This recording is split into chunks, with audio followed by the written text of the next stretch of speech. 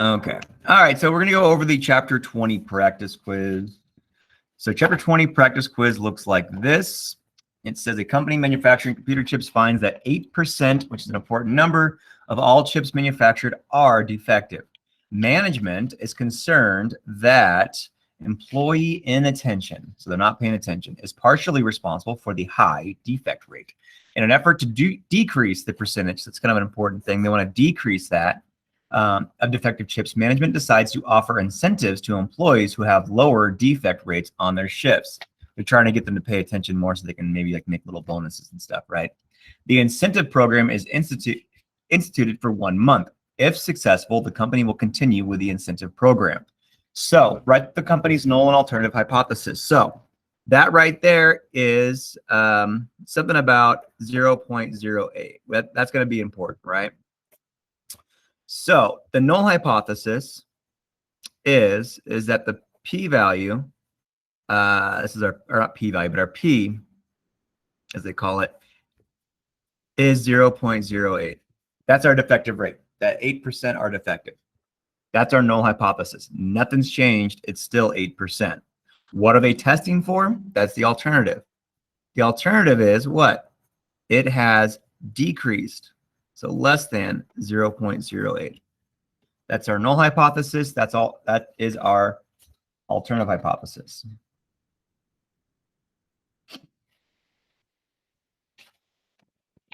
All right.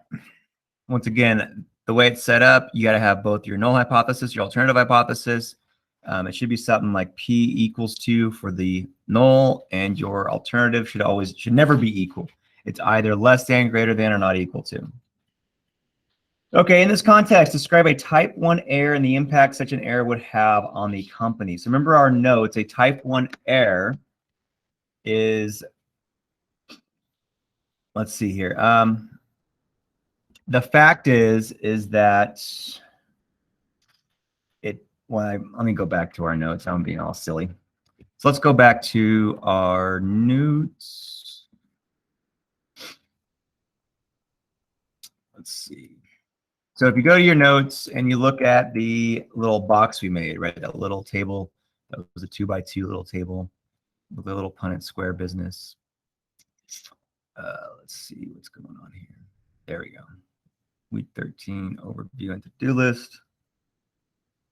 The box had 2 sections, right? The side, it said what the decision was, and on the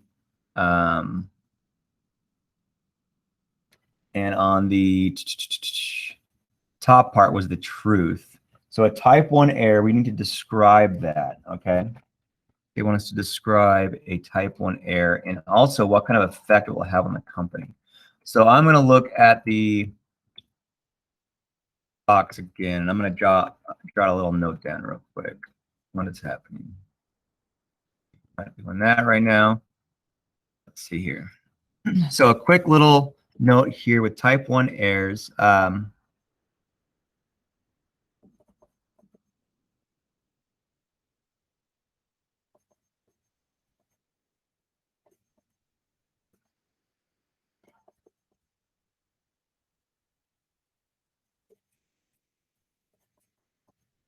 So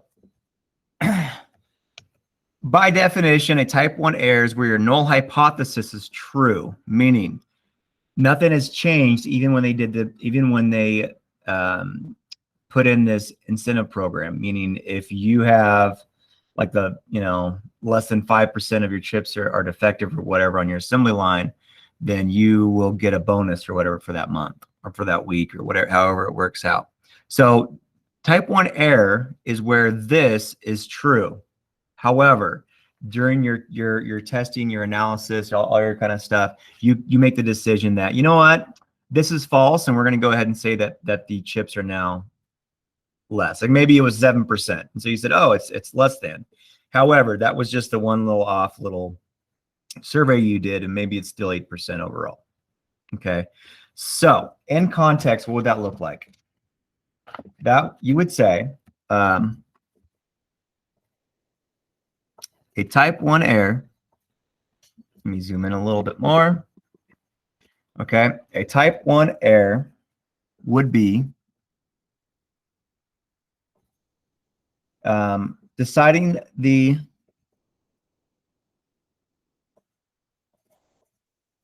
I'm just going to write the percent symbol to save some space. A type 1 error would be deciding the percent of defective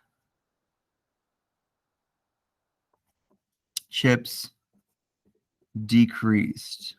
Okay, you decided that it actually did decrease, but you were wrong. That was the error. Okay.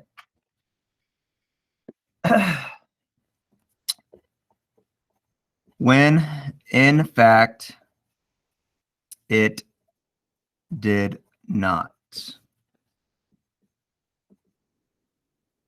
Okay, that is the context of a type 1 error in this situation. A type 1 error would be deciding the percent of defective chips decreased when in fact it did not. Okay, that is the description of a type 1 error in context. What kind of impact would that be if you thought that what you did by doing this incentive program and it worked? Or sorry, you thought that it worked when it actually didn't. That's what this says. You thought by paying them more money and bonuses for not making as many mistakes or having many errors, whatever, that all of a sudden, bam, we're going to pay you more money. You're going to make less errors. Everything's great. But the reality and the fact is nothing actually did change. You just made the decision that you thought it did. Okay, that's a big error. So what will happen is you'll be wasting money on that incentive program. So what kind of impact would it have on the company? The program, a number of ways you could say this, but the program would be a waste of money. Okay. So one more time. Company makes these computer chips, 8% are defective. Okay, the company's like, yeah, we want that to be lower. So we're going to see if we give people bonuses if they have lower rates, then we'll give them bonuses, right? And by doing that, more people hopefully will work harder, pay more attention, and try to strive to get those bonuses. Okay, so what you're thinking is if nothing changed, it's still 8%. If something did change, we're hoping for a decrease. So a type 1 error would be saying, oh, we think it's actually decreased. And so we reject that nothing has changed, and we're going to basically accept that it has decreased, but you made an error. That's a type 1 error. Okay. Type 1 error would be it actually nothing changed. And so now they're wasting money because they're going to maybe keep throwing money at this program when it's really doing nothing for them. Okay. A type 2 error is like the opposite. The type 2 error is where the null hypothesis is actually false. Okay. But the words they use is, but we fail to reject it. So with a type 2 error, this is a type 1 error.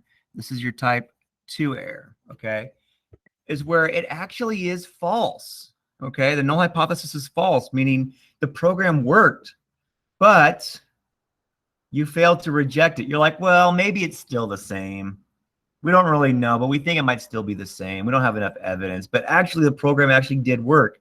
So what would happen is they're going to assume the program worked or didn't work, and so they might stop putting money into the program. Therefore, the chips might go back to being 8% defective when it could have actually been lower.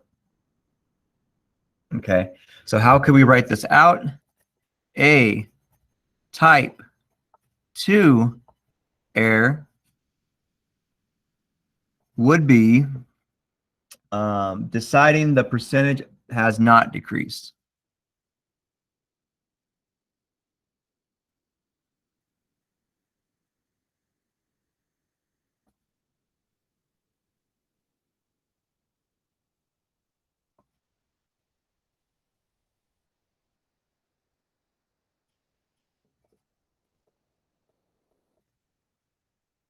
When in fact it did.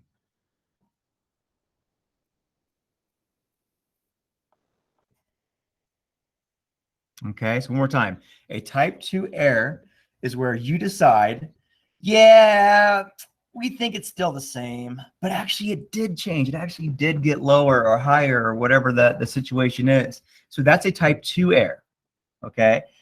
So what kind of impact? Once again, it would be what they would call like a missed opportunity to decrease their defects. Okay. So it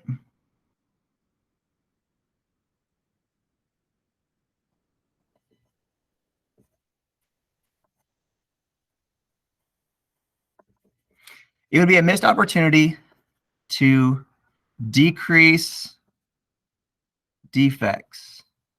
Oops. So once again, what were they trying to do? They were trying to decrease the amount of defective chips, right? And so they put this program out that said if you create these computer chips on your assembly line or whatever, that you will get a bonus. And they put that program in place, and it actually worked. But your decision was, yeah, we don't think it worked, and so we're going to get rid of the program or whatever. All of a sudden was like, you just missed an opportunity to decrease the defects of your computer chips. Why did you not keep funding this? Oh, well, we didn't think it was working. That is a type 2 error. Okay, so as you can see, if you reject the null hypothesis, but actually you shouldn't have, that's where they're wasting money. If you think nothing changed and you fail to reject the null hypothesis when you should have, you're now missing an opportunity to actually decrease the amount of defects of these computer chips for manufacturing. Okay. All right, I'll keep this up for a moment, and then we'll go on to question 4.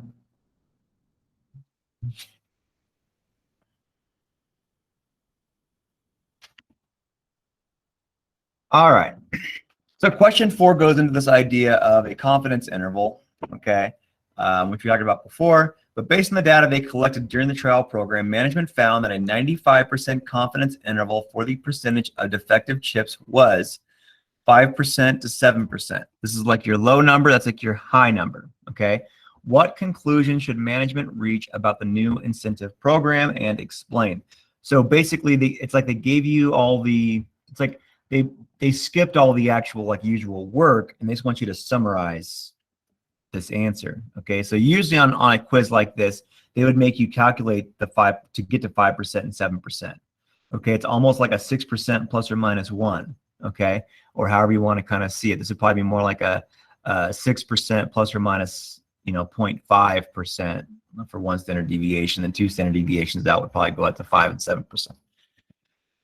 Anyways, what conclusion should management reach about the new incentive program? Well, since the average, since it used to be 8%, and now the company's like, we just did some trials, and we now decided that it's probably more like between 5 and 7%. So this pretty much all but guarantees that this percentage actually is now lower than 8%. It would be very difficult or very rare that actually was still 8%, because now we believe it's somewhere between this number and that number now. We feel like it's the actual amounts between there. Okay, we believe the number is actually somewhere over there. Okay, the actual number. So how you would explain this is the confidence interval contains values that are all below the hypothesized value of 8%. So I'm going to write C.I, that's confidence interval. Okay, CI for confidence interval. The confidence interval contains values that are all below the hypothesized value of 8%. Oops.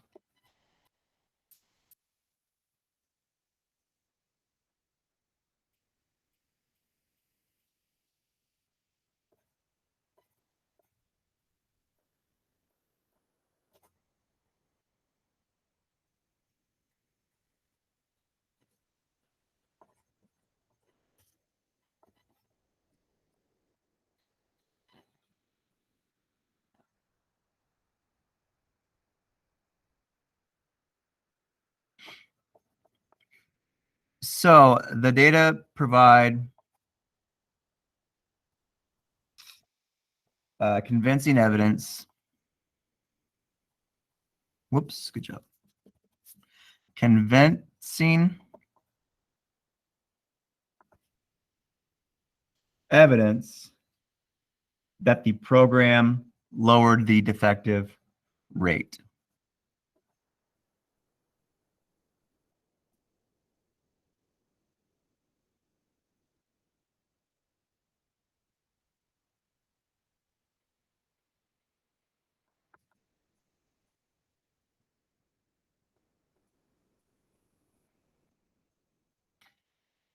All right, one more time. If the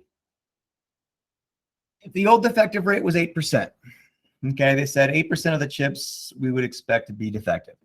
Then all of a sudden they ran some tests and trials, et cetera, et cetera. They came back and said, our new percentage, we're 95% confident that it's between 5% and 7%.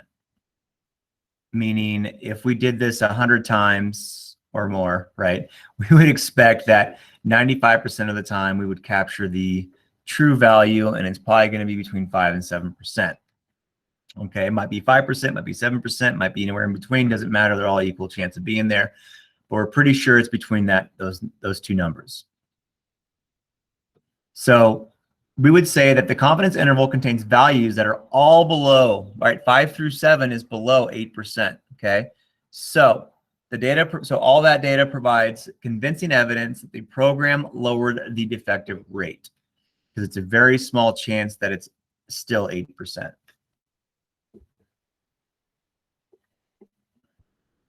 Give you guys another moment to finish copying that down.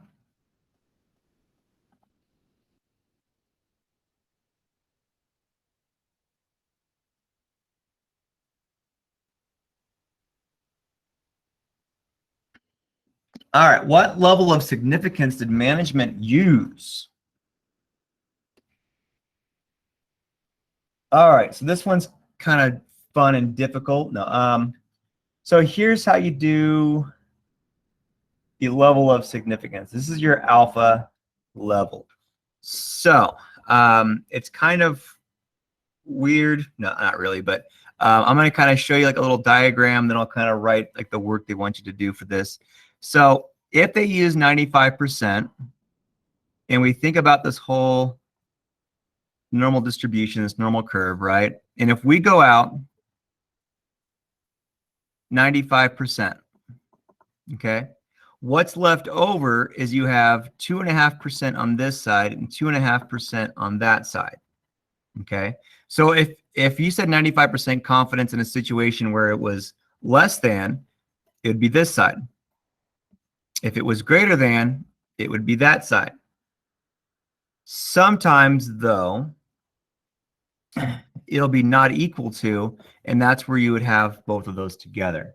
So in this case, they said our alpha, since it's just less than, okay, so we have less than, greater than, or not equal to. Okay, this one is less than. It's not those two. Whoops, good job. So one more time.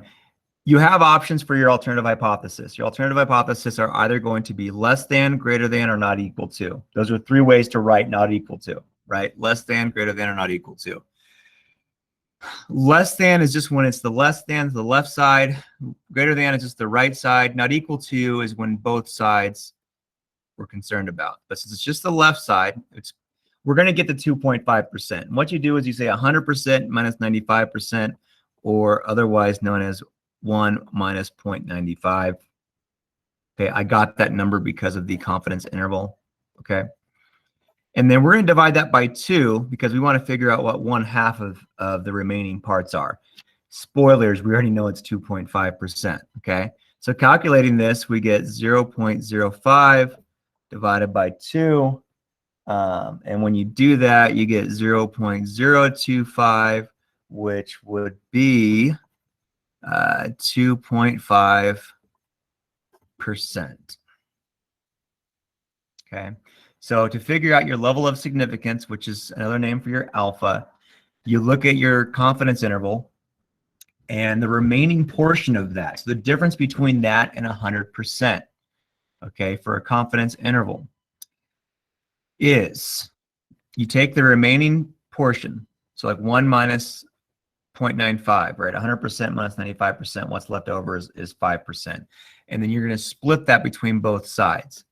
And if it's less than or greater than, it's just that split in half value. If it's not equal to, you'll add those back together to find the remaining outside pieces, okay?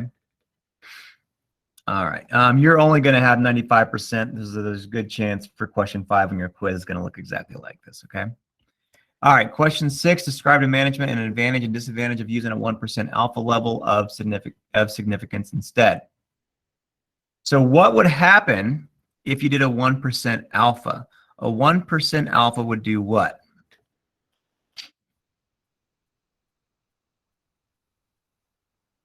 Okay, a 1% alpha level, they say an advantage.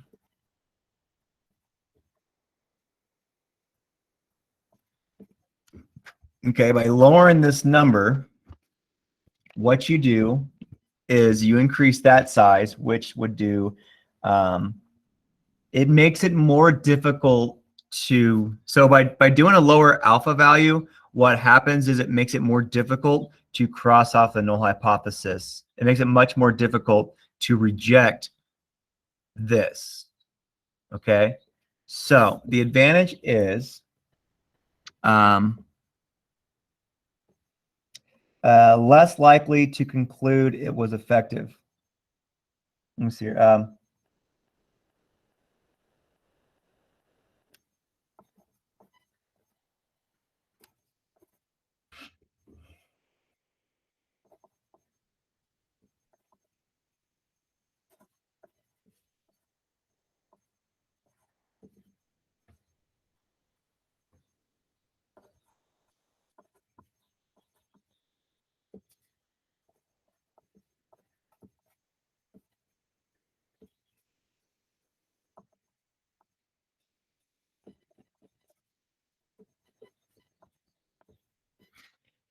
So the advantage would be less likely to conclude the program was effective if it really were not. So what that means is you're less likely to make an error, right?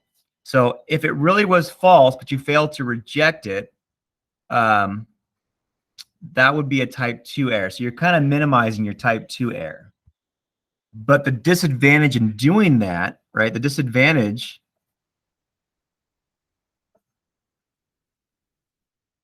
in this scenario, by making it harder to prove it, okay? By lowering your alpha level, you make it more difficult to prove it. The big disadvantage is it would have less power to detect a positive effect of the new program, okay?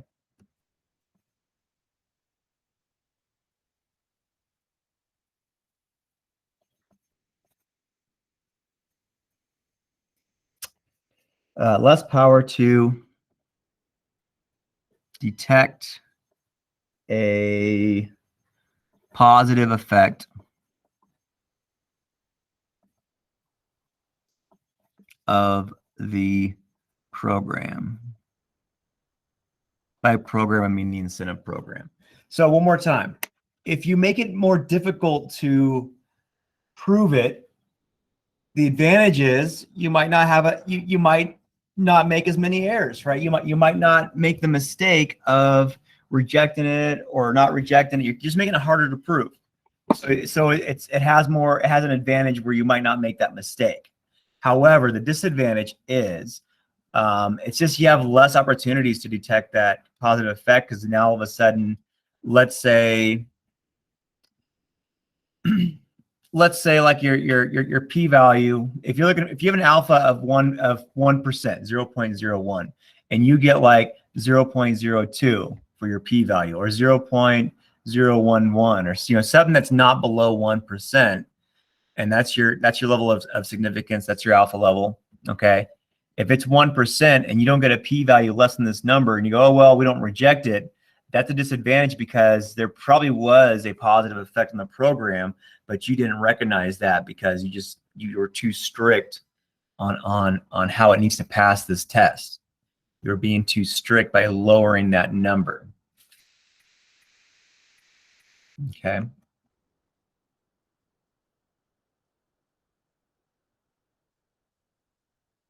All right, 2 more questions and we're done. Management decided to extend the incentive program so the decision can be made on 3 months of data instead. Well, will the power increase, decrease, or remain the same? So one more time. They're going to collect more data. So instead of doing 1 month, they're going to do it over 3 months. They're going to extend it. So they're collecting more data. Therefore, you're going to decrease the chances for errors, which should increase because you have a bigger sample size. Once again, because you're decreasing the chances of those errors, you will actually increase, because you're doing more data, it will increase the power, okay?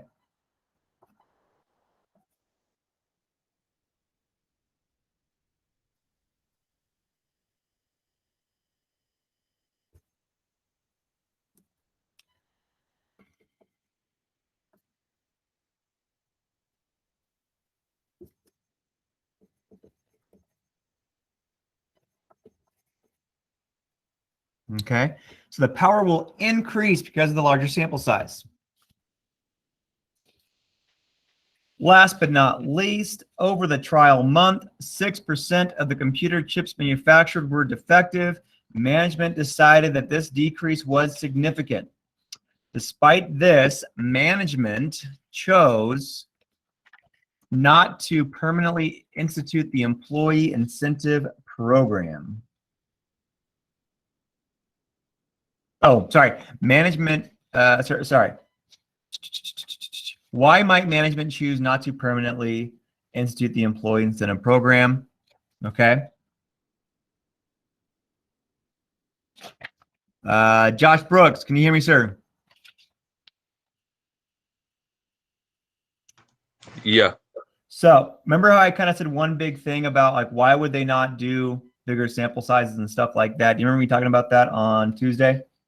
Yeah. Remember what? So why would somebody doing a study, why wouldn't they just do some big sample size to get a lot of data? What would prevent them from doing that? So you're asking why would they want a smaller sample size? Well, this kind of goes back to that. Like if something worked, okay, if all of a sudden they found something actually did work, right? They dropped from 8% to 6%, which could be a lot of money saved by the company and stuff like that. Why would they not want to pay people each month to do better work? Like why would they get rid of a program to like pay people or give them gifts or whatever if they do good jobs? Why would they choose to like, oh, we did it for a little bit, but we're not going to do it anymore? Why would they do that?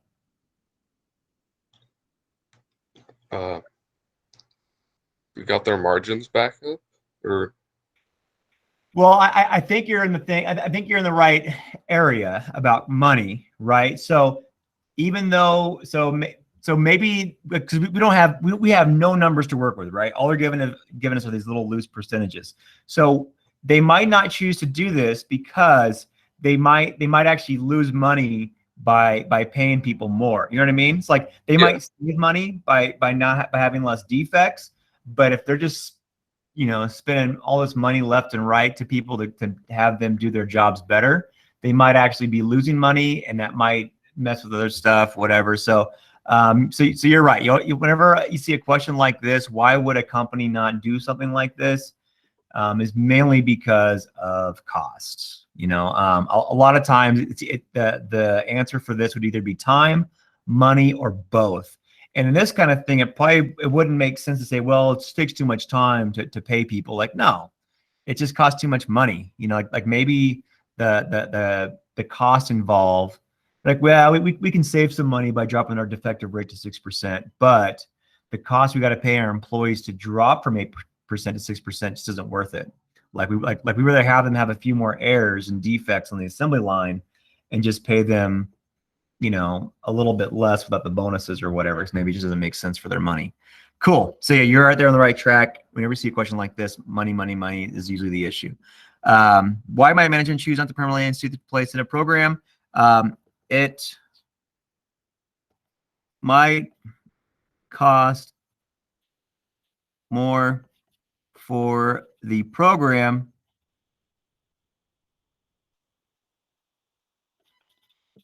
than the money they would save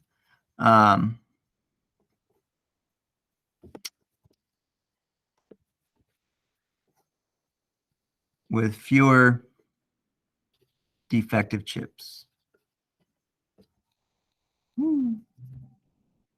So if you guys are, anyone's planning on being a business major in college, a lot of times they'll take like a business stats class and they'll do a lot of things like this. We'll do some sort of like cost analysis where it's like you can do something and it's pretty much proof that you're going to save money on it. However, the money you save you might not get that money that you save because you're just spending more money to save that money. So it's like you're spending $100 to save 20. Like what? You know, or even if you're spending $100 to save 90, it's like, well, you're still down $10. So you might as well, you know, keep bleeding at $90 because it's better than the alternative of spending $100. So anywho, I'm going to go ahead and stop the recording. I think.